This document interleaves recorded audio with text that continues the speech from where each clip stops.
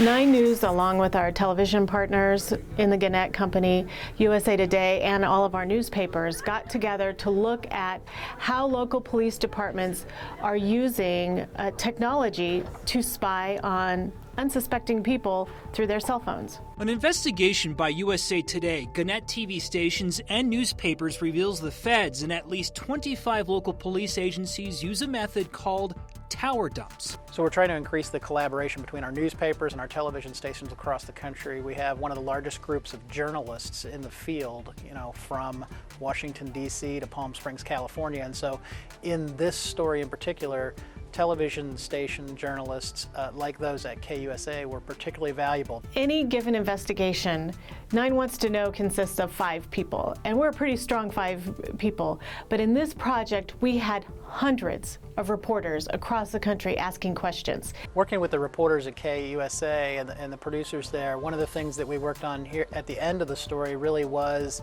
taking the information that we'd gathered across the country and trying to develop a script together that merged the information that we gathered nationally with the relevant information there in the Denver community, so that you could tell a story on KUSA about how this issue is impacting the people that live in the Denver area. When Jessica Ridgway vanished in Colorado, police got thousands of cell phone records through tower dumps.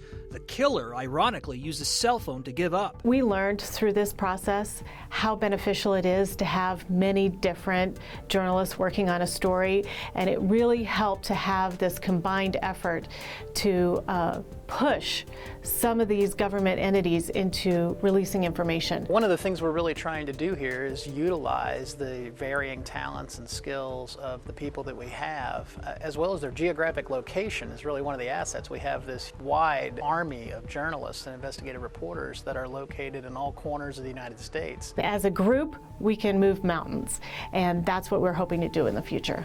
As we go forward, one of our key roles as a company is going to be public service and doing the kind of investigative and watchdog reporting that holds people accountable not only nationally but in our local communities. And you're going to see more and more of this kind of reporting where USA Today is partnered with Gannett television stations and Gannett newspapers across the country.